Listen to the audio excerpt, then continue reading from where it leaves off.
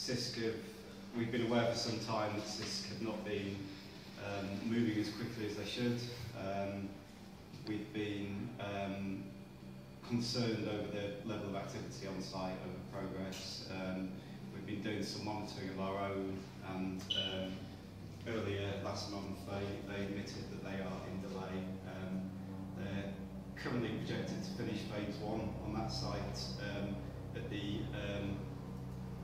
beginning of February, end of January, beginning of February that week.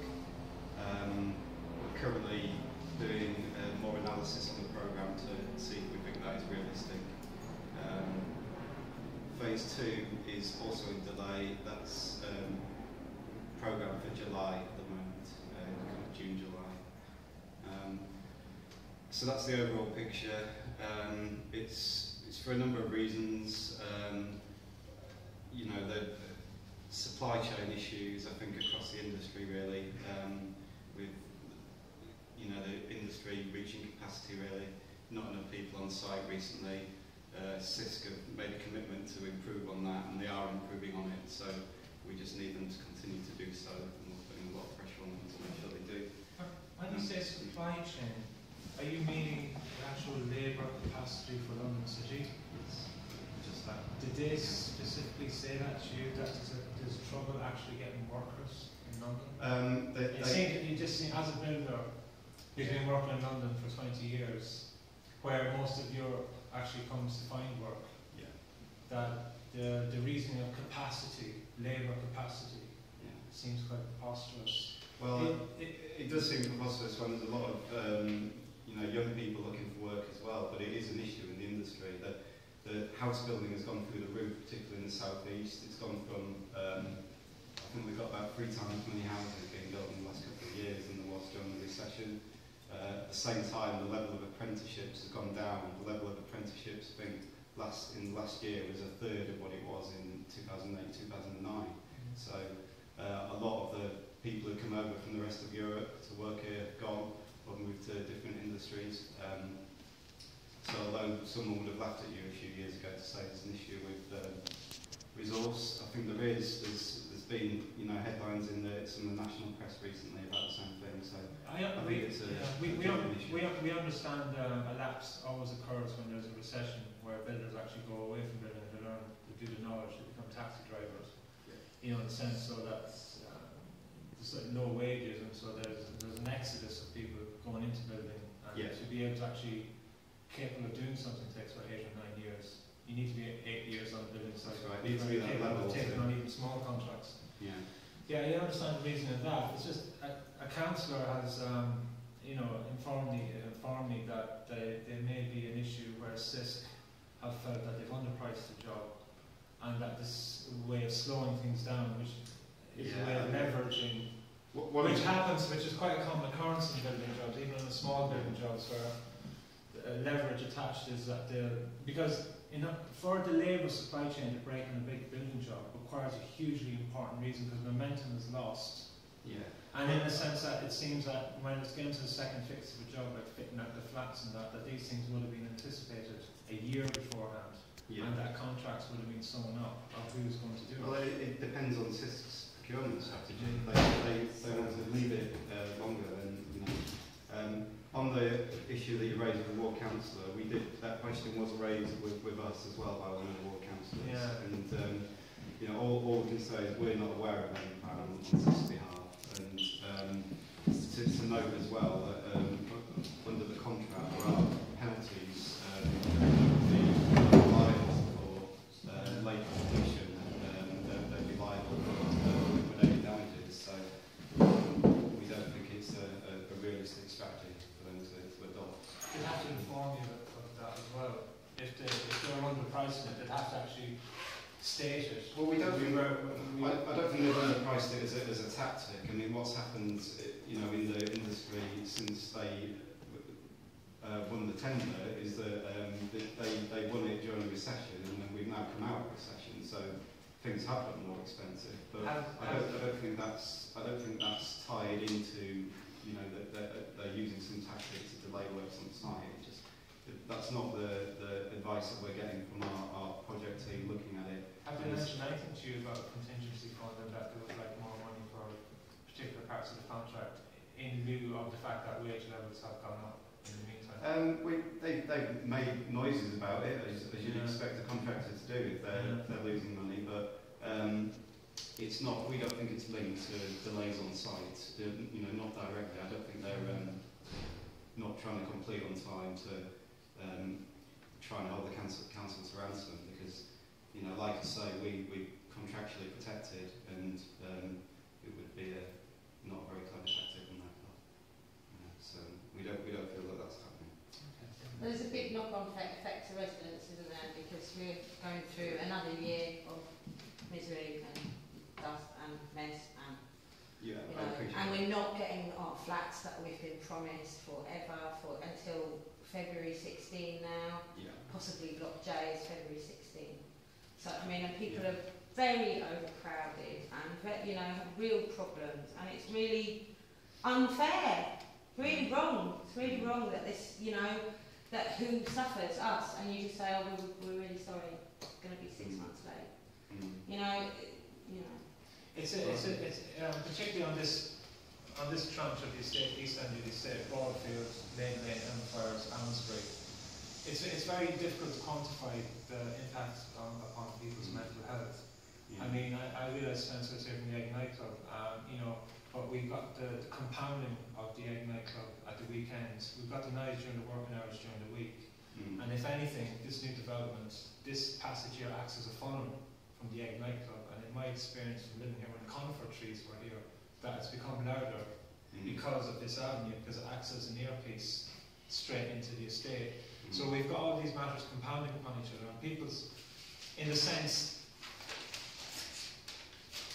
I don't know where I'm going with this, like in a sense, people living here, it needs to be acknowledged that the quality of their lives is greatly diminished, and they don't necessarily have any vested interest in this new development. Yes, in theory, the works are here to refurbish the works of the flats, but that should happen anyway because they're paying rent.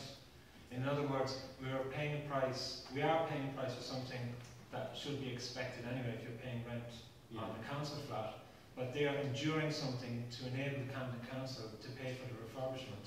So in a sense, for it to be compounded by lapsed length of period of time in enduring it, our feeling is there has to be some tangible evidence that Camden Council expresses to these people that they do take this into consideration, but not a sentiment of we know you're going through a lot, full stop, and we kind of know what's going to happen. There has to be some concrete evidence given to these people. Concrete evidence meaning there has to be some solution where we were able to say to the people in the Amsbury, Broadfields and Maiden Lane, I don't know, a moratorium on suspension, a state of execution on rent. I don't know how that exactly mechanism. Well, that's a type of compensation, really. And I did say briefly in Deirdre's email, none of us sat here for compensation. I know, but that issue would have to go to the director level. I think maybe cabinet level, just to approve a compensation package in terms of a rent reduction or anything else. Yeah, just to say that I have dealt with 1 or 2 compensation claims on the estate so far, and Steve is correct. We've just passed it on. You can take the information in, meet the resident, but it's not a decision taken at our level. We just gather the information and pass it up the chain. So if you feel you want to put something to me, I can definitely put it to the right person in the council, but I can't say what the next step is from there or timelines to it. It's just not something we deal with ourselves. Yeah, maybe if the TRA wants to email us or email, I think if it were a rent reduction, it would be a housing management issue, so Tara and Phoebe, or we're happy to pass that on, but it's not something we're going to be able to resolve. I mean, there is notes on the Camden Council website, outline compensatory claims for extreme, distress situations. It's not legislation. We're not talking. We're not going to bind you to some legislation that's written. No, there is none. But in a sense, it's purely informal. It's just something to address people's mental health on this estate, and we feel that there's some concrete evidence given to these people that their feelings are being acknowledged by something that is concrete, and that could possibly alleviate what they have to endure living on this side of the estate. Because people can't just get up and walk off the estate. Some people don't have the money to go down and have a coffee in Camden Town and have Costa. There's people, elderly people here who are entrapped here. This estate itself, even on a good day, even if you weren't here, traps you because the architecture is designed to keep you inside. Just to pick up on that, I mean, the compensation we're not going to get to the bottom of today, but is there anything that is within our power that you think would help?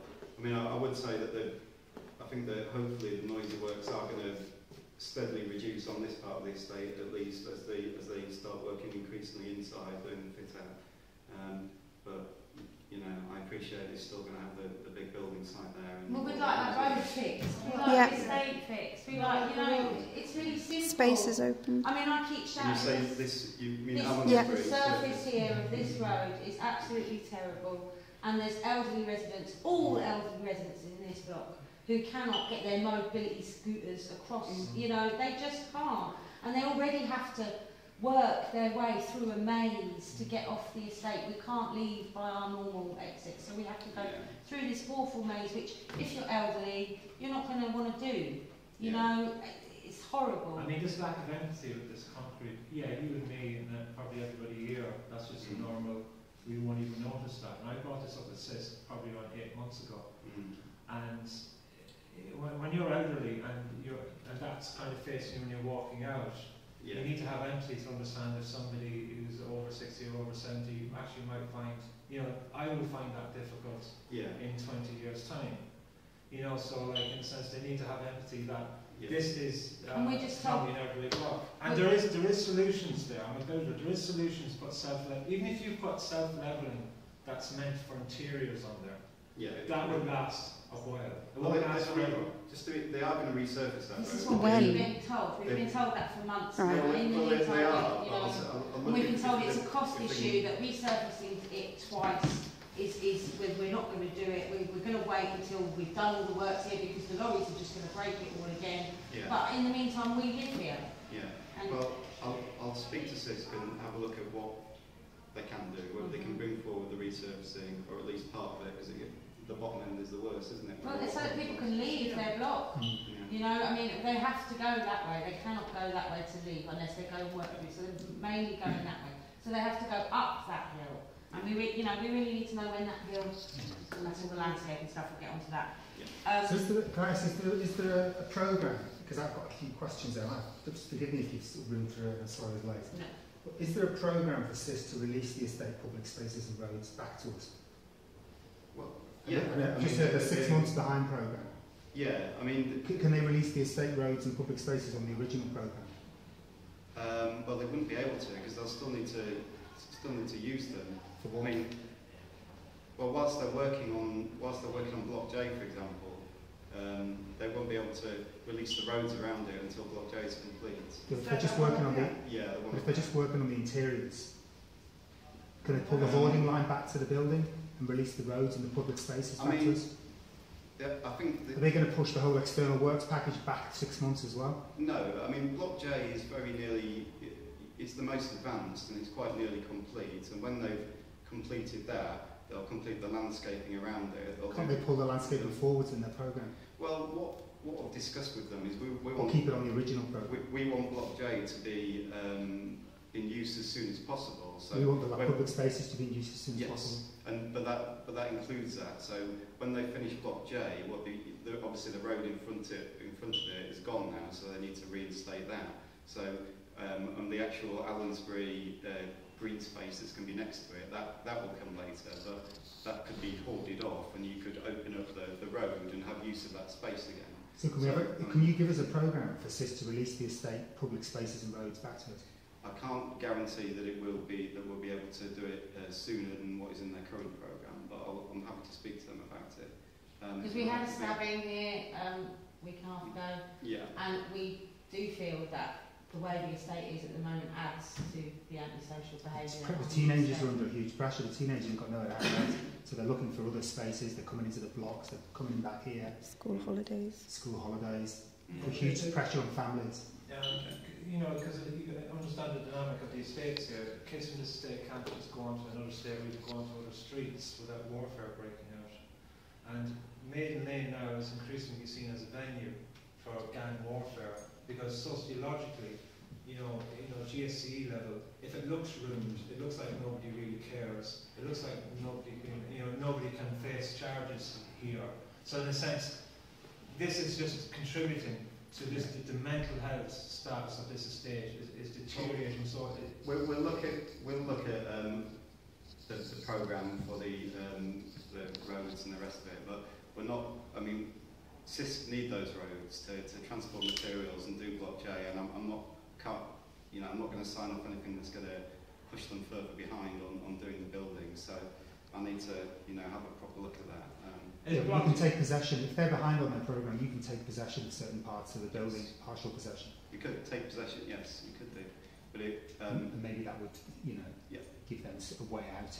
Yeah, and that's something that, that we may look at, but that'd have to be a conversation internally, and we'd have to be satisfied that we're not, that we're getting the right quality and, everything like that. So, certainly, we want Block J to be in use as soon as possible, but we're not going to rush anything through that's going to, delay something else in the rest of the programme, or we're going to accept something that isn't finished to the requisite quality. So that's what we've got to be satisfied about, really. In terms of the roads, this operation on the corner here has been going on for how long now?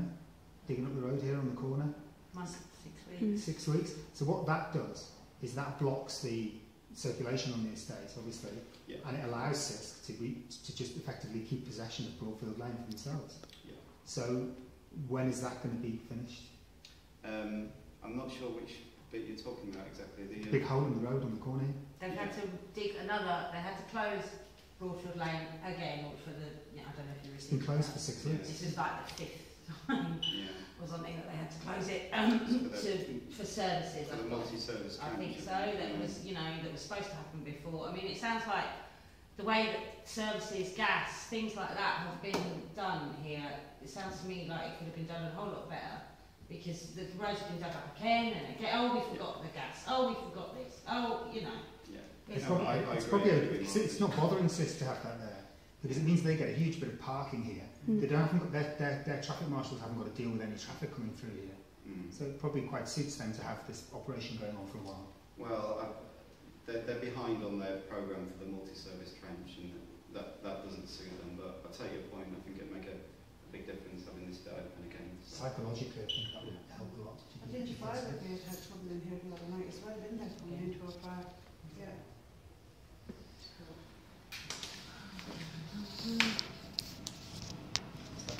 That's the phase 3 conversation.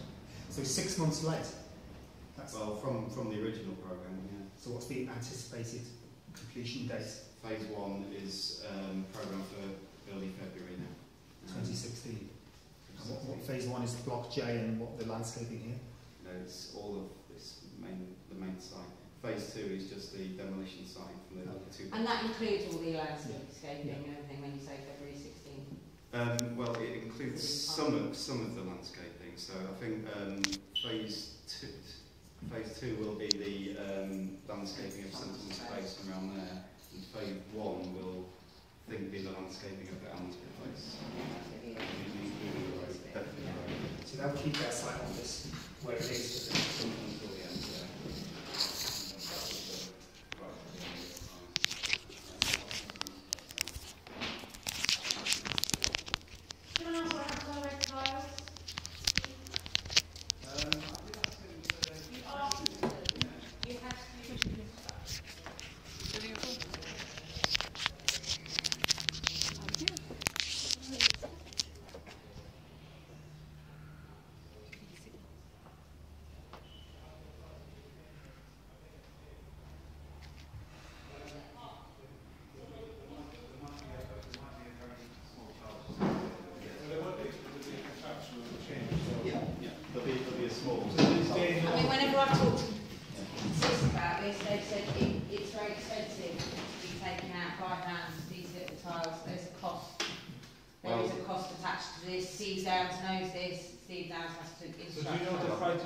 They charge like per 100 that they reclaimed. I don't.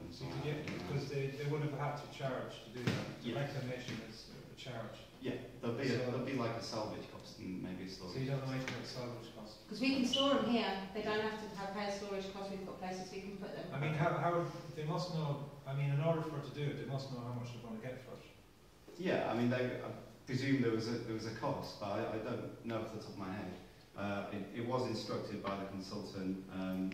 Can you raise that again with Sisk and make sure that they are doing that? I'll ask them what continuing to do that, because it didn't happen with the demolition of the whatever that was. So extras aren't challenged. So in other words, they just reclaim the bricks and they'll come back to you when they finish, and then they charge you whatever they think it was worth. No, not necessarily, Mark. I mean, they might have. I mean, this is one instruction on quite a large contract. I don't remember off the top of my head what the cost came back with it. If they came back and said it's going to cost something ridiculous, then I've got a consultant team, including QS, who are looking at every. Well, that's the question. That's just the question I had. In order for them to proceed with the instruction, you'd have to come in agreement with them of the price it would take to reclaim. That's right. Yeah. 100 tiles. Yeah, that's right. Okay. So that's been established. Yeah, I don't know what it is off the top of my head. But it was established. So how come that didn't happen with the studio flats that were all knocked down? What do you mean? None of the tiles were taken from there. Okay. Well, if this is when I was raising they were asked, if Sisk hadn't done it, they were asked to do it. And this contractual instruction was given to them to do it. So. The thing about these tiles is they're only 1.5 inches deep, and in other words, they don't come off the shelf. These tiles. I know. So that has to be custom made. That's why we asked them to do it, and I spoke to the people in repairs, and they said it'd be useful. So. Do you know how many they've reclaimed so far? Have they put in a price? No, I don't know. 100? They haven't. No. I'll have to ask them. Please do. What's become of the red tiles? Because at the moment we're having repairs done with red mortar on our estate. It's just like red cement, which is better colour than the last stuff we've had. But we like our estate to not just be a hodgepodge. It's going to look like an artwork. Yeah, we don't appreciate and we feel like there's a lot going on. There's windows, there's internal works, there's a regeneration, and we have no single point of contact for any of this.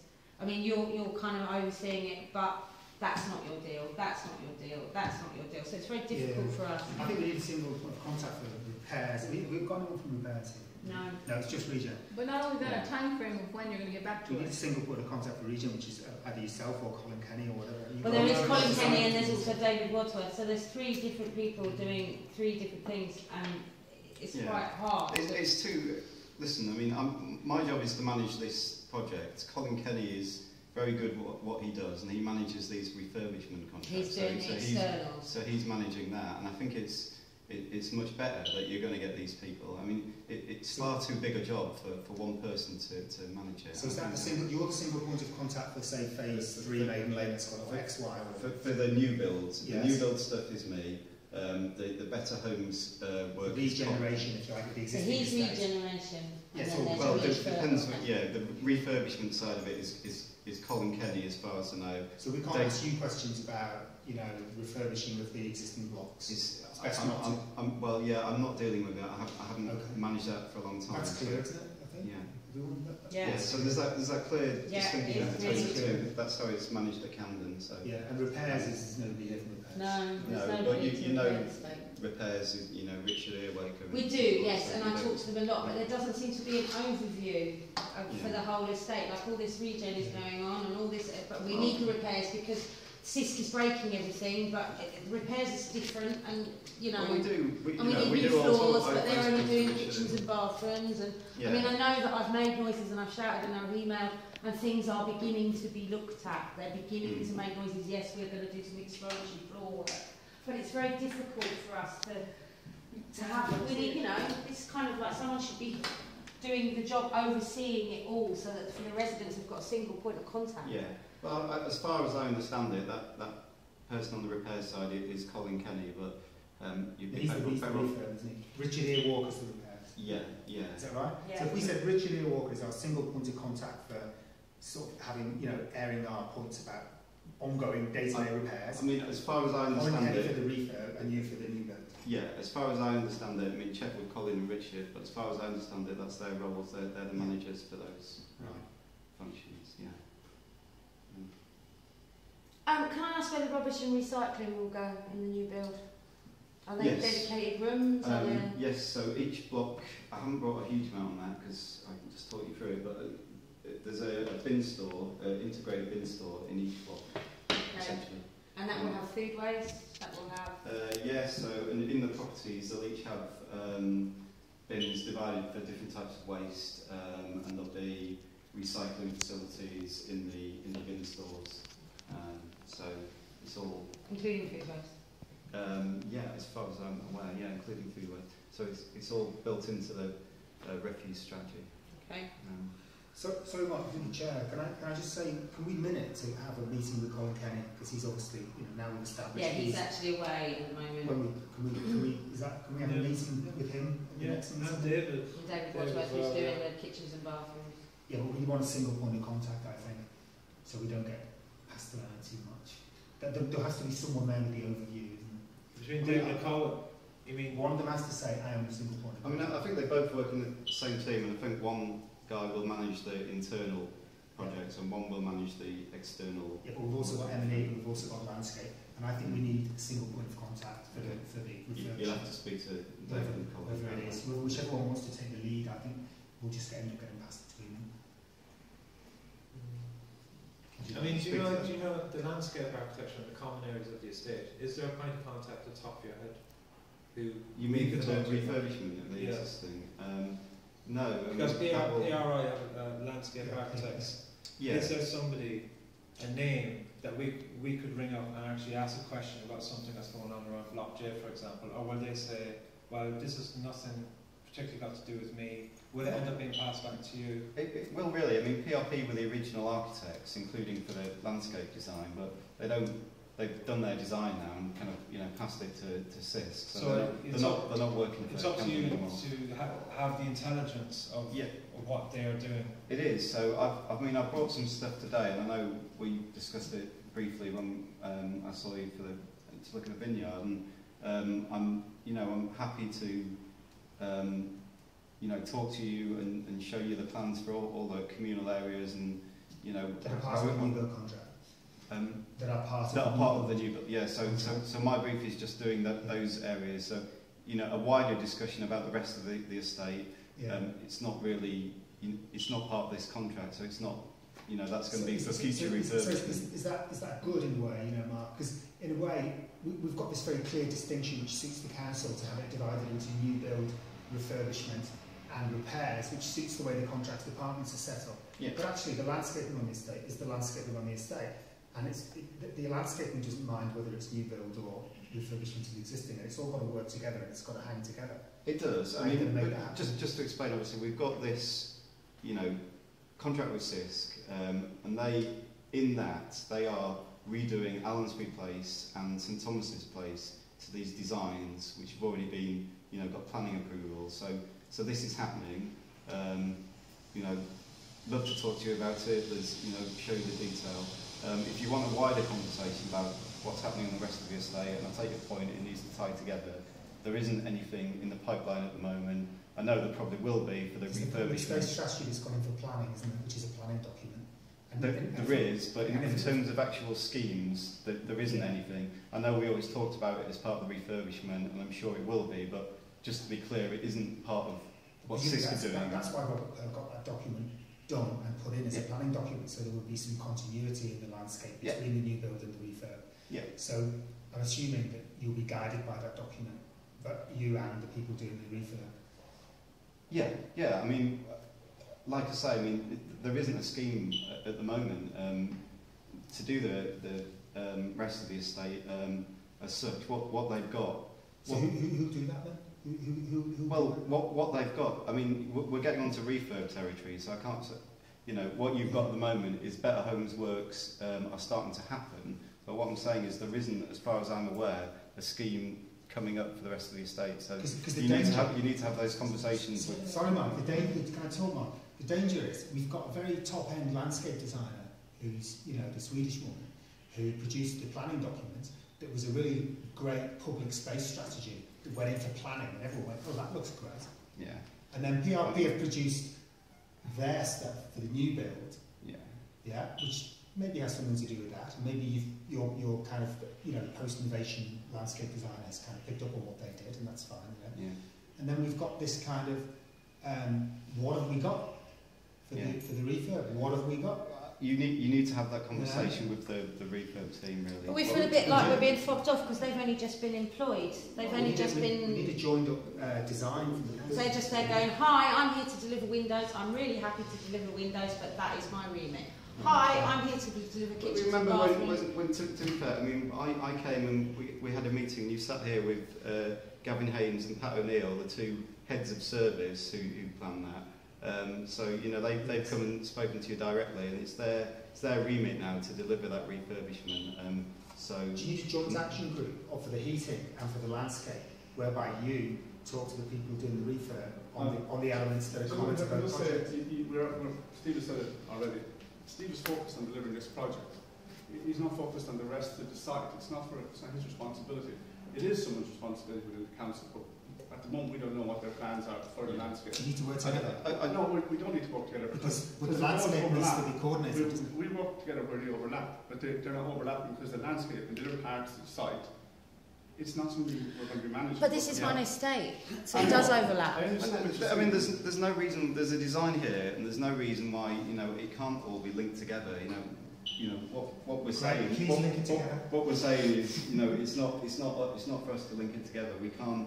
I can't go and, you know, tell Pat O'Neill and Gavin what to you know, how to do their job. So, you know, have those conversations with that team by all means. And I'm not trying to fob you off. I've tried to be very clear in emails and stuff that, you know, what we can talk to you about is the new build. There is this other team who's managing the refurb, and it is starting to happen now. But those conversations need to be had with them. Has there been any conversations about painting, exterior decoration? Yeah, I mean, as far as I'm aware, that's what they're doing. Yeah, that's part of Colin Kelly's remit. Yes. Yeah.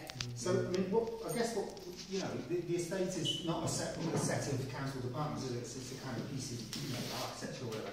So I think we need a single point of contact for externals, internals, landscape and M&E.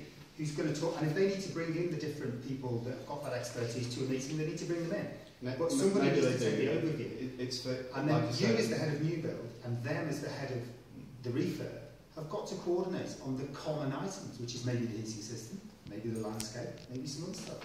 You've got to coordinate. Well, I mean, you know, it's not like we don't talk to each other. We do all the time. So, but you know, speak to.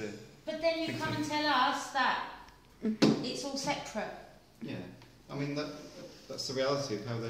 But this is one estate. This is one estate. We live here. I think what Steve was saying, you're asking Steve on the spot when you're recording and asking him questions that he doesn't have the knowledge of because it's not his department.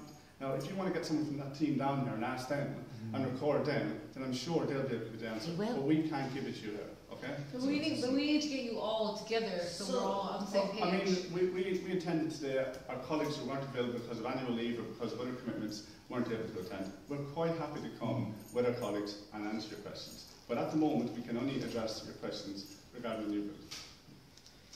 So, I mean, as it was clarified there, it seems to be a division of labour between departments. Everything is. I wouldn't say this is a division of labour.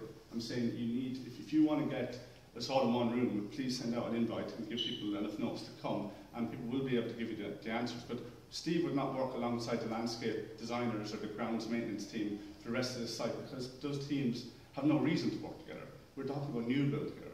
We're talking about ongoing plans for an existing estate. That's estate management. This is regeneration. They're two completely different things. But Steve, you did mention when I asked about, you know, do you have information about the landscaping? Will you be point of contact for the landscape? Only for that part of it that is being done as part of the new build. So as part of the new build, it's always been the proposal to do a little bit of landscaping, essentially Almsbury Place and St Thomas's Place, because that was, you know, coming up as part of the new build. Yeah, Block J at St Thomas Place. So that's always been part of this development. Those particular common areas are very important. St Thomas Place, Block J, and Almsbury, and they're the most important common areas that need to be released back to the estate, especially St Thomas Place, because a lot of antisocial behaviour is happening there because there isn't a natural flow going through of pedestrians just simply walking through it. So it's I think the common areas that are most pertinent at the moment are the ones directly that does have an overlap with the new refurb and new regeneration. So Steve would be need to be the point of contact for that. For those rest of the estate. I think our best communication from the council on a joined up strategy for the landscaping of the estate is the planning document that PRP put in for planning. That's the only document that takes an overview of the landscape on the estate so far. We've got some plans of St Thomas and Arnsbury here. We've got a team in refurb who haven't really shown their hand yet on what they're going to do for the public areas that they've got responsibility for. All we've got for the whole estate is the planning document that Robert Perk commissioned. That's part Council of employee. That's part of the new bills, though, isn't it? The compound at St Thomas Place, it really is that the last thing to leave the estate. Will you have possession of that? Right towards the end, yeah, because they, I mean, for a build this size, obviously they need that setup, and to take that down and create a new one elsewhere, we just don't think it would be a good use. This exit going out to York Way, when would that be released? Can that be released even before? You mean the Broadfield Lane one? Yeah, no, continuing on from Broadfield Lane, going out to York Way, directly into the Egg nightclub. It's the partial that's part of phase 1. So that's just a pedestrian route coming down. Yeah, no, you're coming into the estate. Yeah. Because there's some land exchange going on between Islington and Camden. There's a planning application to exchange. There's reconfigure the street because it's a $250,000 street. Yeah, because they're just widening the pavement along York Way, because it used to be really narrow, didn't it? And this is going to widen it along. So this is York Way coming up. Yeah, but is this exit and entrance going to be opened up? When could that be? Yeah, so all of this is phase 1. So when phase 1 completes, that'll open up. To be honest, it's unlikely to open up before then, because the last thing to complete in phase 1 will be the tower there. So I don't think that even if they did take partial possession, it wouldn't be that area. But could they release before February 16?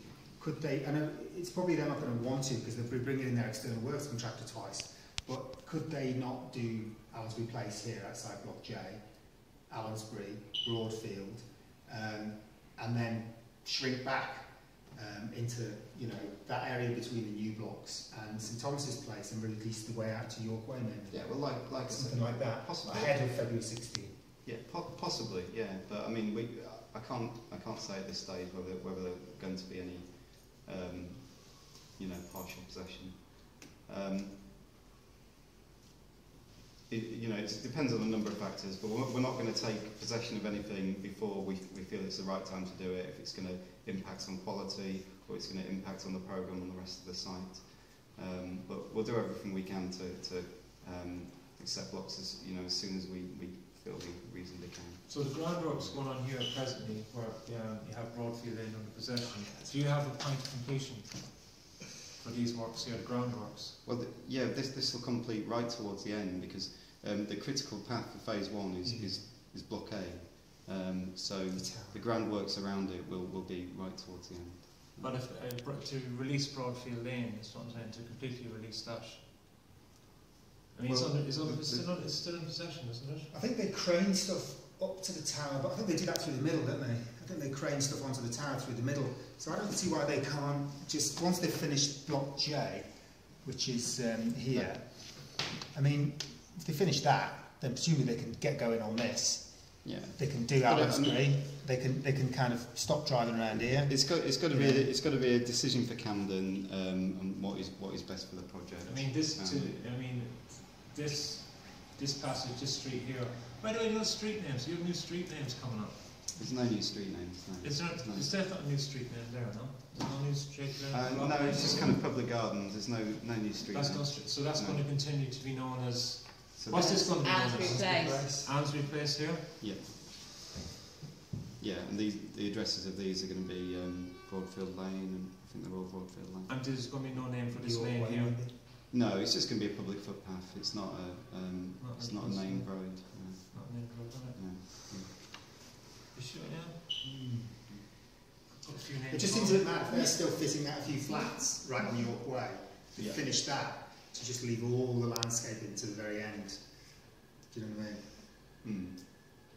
If they're well out of here, couldn't they give us back our public space a bit sooner? Well, this is a crucial one just for the perspective of the youth on these days. St Thomas Place and what people have to go through Elm Friars. Elm Friars is a town planning disaster anyway, but a lot of the children are growing up and they're coming to the same age. There's a lot of teenagers living on Elm Friars.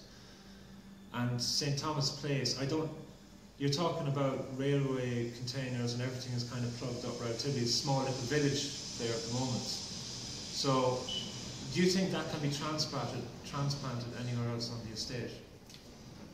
No, not really. To be honest, I don't, Mark. I mean, it's a really big site setup, and you'd be talking about. How about this space here? That's not Camden space. That's a joke. Will they need such a big site setup to do phase 2? Will they shrink themselves a bit anyway? I don't see that you'd make much difference from. They will still need a big site setup, and I don't think you'd achieve much by taking one container. That's kind of right. I mean, there is it's not in my backyard syndrome then, isn't it? Because then something. In fact, it's going to get worse, isn't it? Because if they are going to re-landscape St Thomas's, they're going to have to take the whole lot, aren't they? To do it. For St Thomas. Yeah. Well, because there's footpaths around the edge of their site office now. But to re-landscape it all, they've got to take it all. Yeah, eventually. That'll be for a relatively small period at the end of the job. I mean, ultimately, just to try and conclude something here to a certain degree, is that I think we feel strongly, and if somebody wants to contradict me, is that the people living on Elm Friars, Broadfield, East End of the estate, it's very difficult because if you put a demarcation between the estate, between compensatory, an informal compensatory claim, then you've got the west side of the estate that might kick off that wider east side of the estate getting special treatment. And the argument says, well, these are people on the receiving end, because all access for people with cars are on the west side of Maiden Lane, St Paul's Crescent, and they've got access into the railway bridge and so forth. So I think what we'd like to go forward with, if it's possible, even if it's a bit delusional, is that would you be able to recommend, do you have any leverage, do you have any discretion whatsoever, even on a recommendation level, to Camden Council, to Housing Chief Pat Callaghan? To recommend what, sir? To recommend some compensatory measure to these people who live here. No, I don't have that kind of power. And as I mentioned earlier, we're quite happy for you to communicate with us. Yeah, I remember exactly what he said, yeah. And I can put it to the relevant people, but as for recommendations, it's not. It's not new at well, all. we can, if we're asked questions about works on site, we can answer those questions to the relevant people, but as no recommendations. So, I suppose our main concern is the hypervigilance of when you take possession of roads is to always, for Sisk, always to know that they have to release that as soon as possible and that they just can't hang on to possession.